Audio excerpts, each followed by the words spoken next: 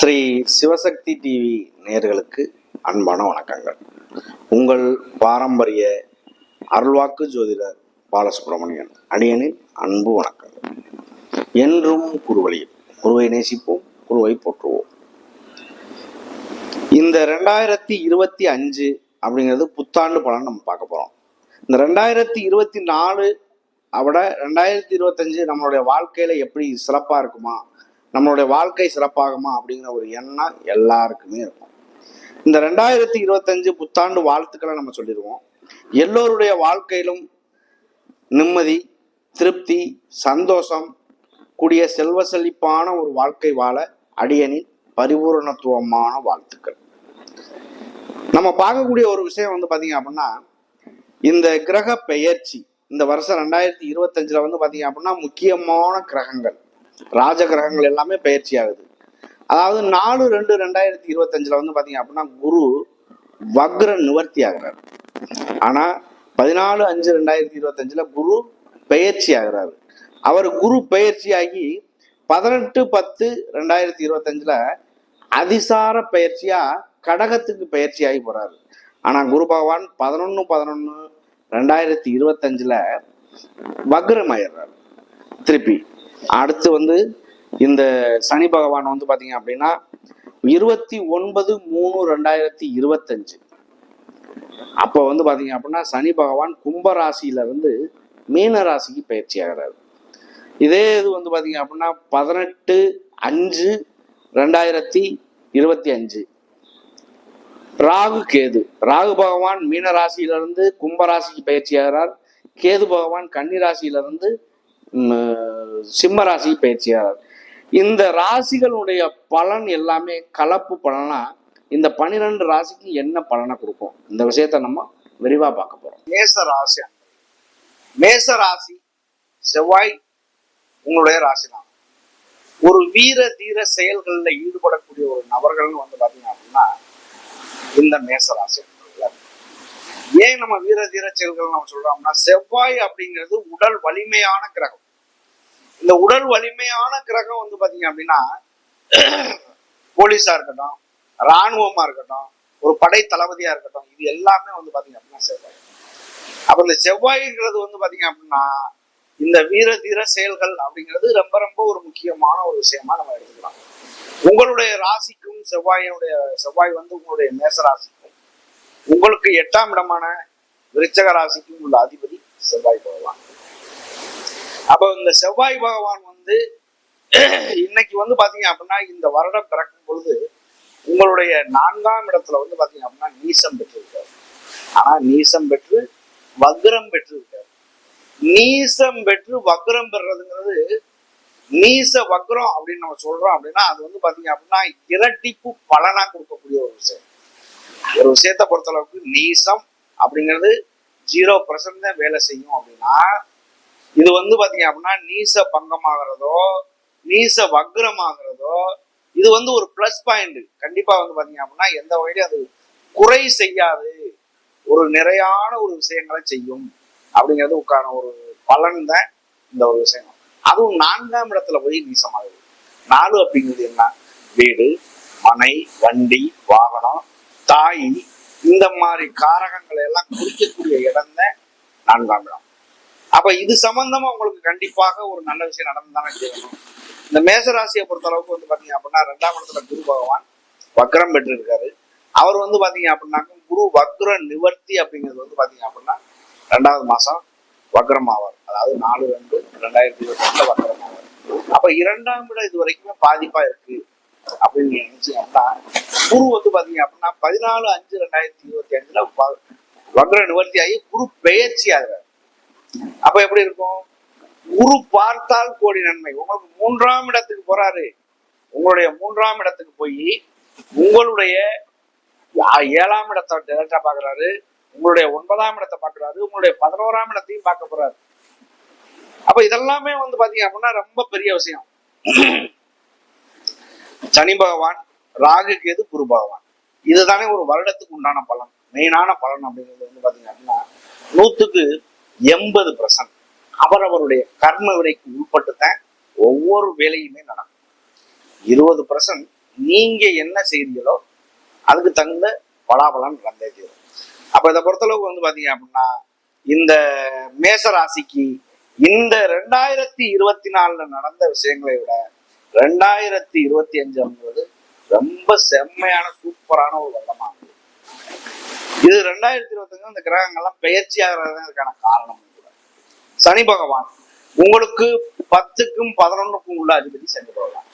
அவர் வந்து பாத்தீங்க அப்படின்னா உங்களுடைய 12ஆம் இடமான விரயஸ்தானத்துக்கு பயிற்சி ஆகிறார். அவர் விரயஸ்தானத்துக்கு பயிற்சியாகி அவர் எப்படிப்பட்ட பலனை கொடுக்குறாரு அப்படிங்கிறது வந்து பாத்தீங்க அப்படின்னா உங்களுடைய விரயஸ்தானம் அப்படிங்கிறது வந்து பாத்தீங்க அப்படின்னா 12ஆம் இடம், அதாவது 29/3/2025. அப்போ வந்து பாத்தீங்க அப்படின்னா சனி பகவான் பயிற்சி ஆகிறார்.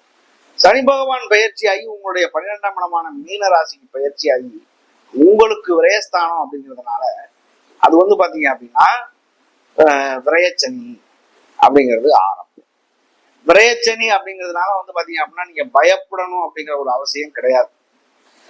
சனி பகவான் வந்து பாத்தீங்க அப்படின்னா அவர் செய்யக்கூடிய ஒரு வேலை சனி பகவான் கொடுக்க நினைப்பதை யாராலும் தடுக்க முடியாது அப்படின்னு சொல்லியிருக்காங்க.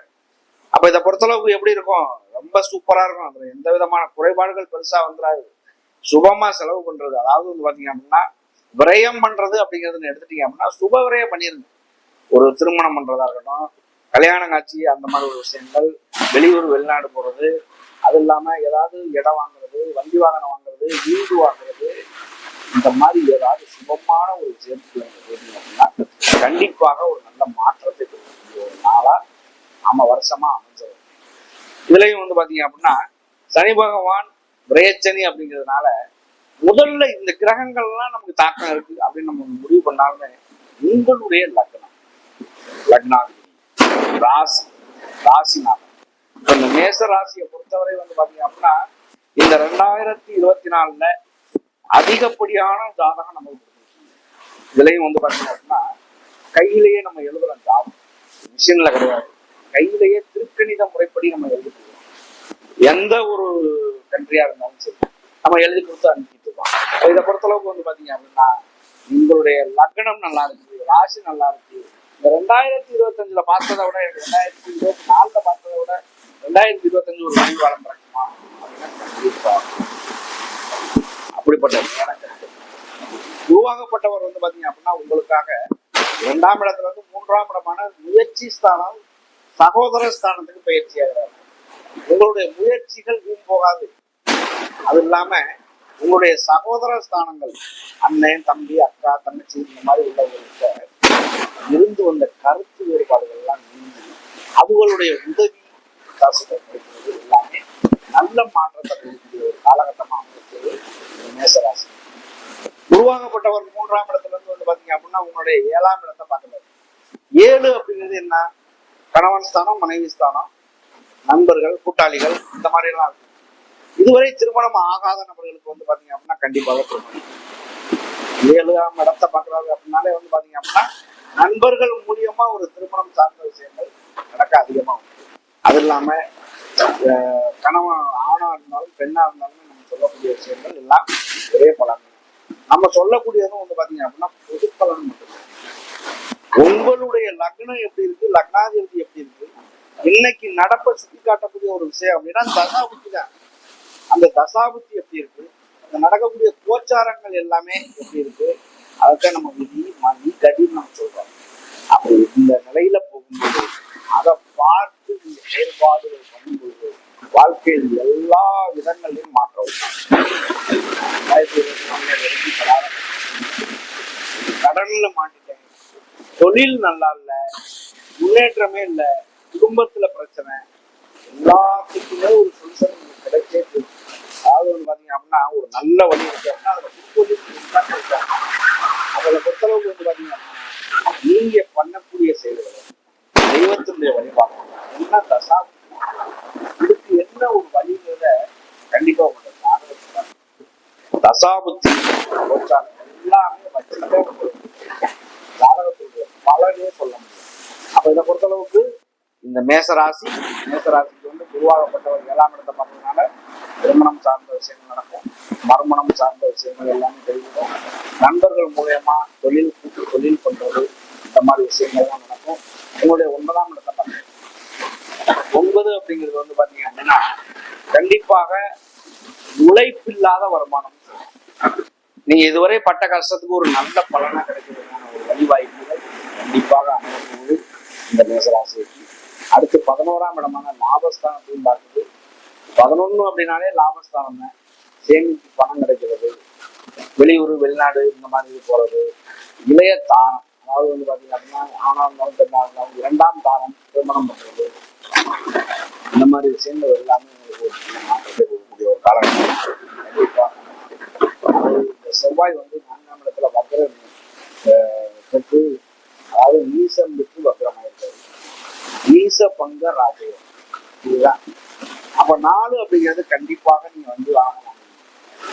மேச லக்னமா இருந்தாலும் சரி, மேச ராசியா இருந்தாலும் சரி, உங்களுடைய ராசிநாதன் எப்படி இருக்காருங்கிறத முதல்ல முக்கியம். உங்களுடைய லக்னாதிபதி எப்படி இருக்காருங்க, எவ்வளவு கஷ்டங்கள் வந்தாலும் அடுத்து தாண்டிட்டு போய்கிட்டே இருப்போம். அது வந்து லக்னம் நல்லா இருக்கணும், லக்னாதிபதி நல்லா இருக்கணும், இதுக்கு வந்து ராசி நல்லா இருக்கணும், ராசிநாதன் நல்லா இருக்கணும். அப்ப எல்லாருக்குமே வந்து பாத்தீங்க அப்படின்னா இந்த வருடம் அப்படிங்கிறது நம்ம மாத பலன் தொடர்ச்சியா குறிப்பா வந்து வருடத்துக்கு உண்டான மாதம் மாதம் ஒவ்வொருத்தருக்கும் வந்து பாத்தீங்கன்னா என்ன பண்ணணும் தெளிவா சொல்லி அதையே தொடர்ந்து பாருங்க. இதுலயும் வந்து அஸ்வினி நட்சத்திரம் என்பது பாத்தீங்க அப்படின்னா முதல் நட்சத்திரம் கேது பகவான். இந்த அஸ்வினி நட்சத்திரக்காரர்கள் உங்களுக்கு 6ஆம் இடத்தில் இது வரைக்கும் கேது பகவான் உங்களுடைய 5ஆம் இடமான பூர்வ புண்ணிய ஸ்தானத்துக்கு வர்றதுனால வெளியூர் வெளிநாடு போறது, சாமி அதிகமா கும்பிடுறது, கண்டிப்பாக வந்து பாத்தீங்க அப்படின்னா ஆன்மீக சிந்தனை, புனித யாத்திரை, இந்த மாதிரி விஷயங்கள்லாம் உங்களுக்கு நல்ல ஒரு மாற்றத்தை கொடுக்கக்கூடிய ஒரு காலகட்டமா. விநாயக பெருமானுடைய வழிபாடு அப்படிங்கிறது நீங்க செய்யும் போது உங்களுடைய மாற்றங்கள் எல்லாமே நல்லதாக மாறுறதுக்கான வாய்ப்புகள் உண்டு. பரணி நட்சத்திரம், பரணி நட்சத்திரம் தரணி கட்டி ஆளும். இந்த பரணி அப்படிங்கிறது சுக்கிரனுடைய நட்சத்திரம். சுக்கிரன் அப்படின்னாலே சுகபோகமான ஒரு வாழ்க்கைக்கு சொந்தக்காரர். அவர் அசுரகுரு. ஆனா சுக்கராச்சாரியார் வந்து பாத்தீங்க அப்படின்னா இந்த சுக்கிரனுடைய காரகம் அப்படிங்கிறது ஒவ்வொருத்தருக்குமே வேலை செய்யும். ஒவ்வொருவருக்குமே இந்த சுக்கிரன் வேலை செய்யுது அப்படின்னா அவருடைய செயல்பாடு என்னங்கிறத கண்டுபிடிக்கும். இந்த சுக்கிரன் யாருக்கு நல்லா இருக்கு, லக்னம் லக்னாதிபதி இந்த சுபக்கிரகத்தோடு செயற்கை இணைவு பெறுவதோ சேர்றதோ இல்ல சுப கிரகங்கள் ஏதேனும் பார்க்கிறதோ அந்த தசாபுத்தி காலங்கள் வரும்போது அவருடைய வாழ்க்கை ஹைலைட். அந்த காலம் எப்போ வரும் அப்படிங்கிறத நம்ம கண்டு பார்த்துதான் தெரிஞ்சுக்கணும். இந்த பரணி நட்சத்திரக்காரர்களுக்குமே வந்து பாத்தீங்க அப்படின்னா இது 2025 ஒரு பொன்னான பொற்காலம் சொல்லிக்கலாம். அடுத்து கார்த்திகை நட்சத்திரம். கார்த்திகை நட்சத்திரம் வந்து சூரிய பகவான் வேலை செய்யும். ஒரு நட்சத்திரம் வேலை செய்யுது அப்படின்னா கார்த்திகை, உத்திரம், உத்திராடம் மூணுமே கண்டிப்பா வேலை செய்யும்.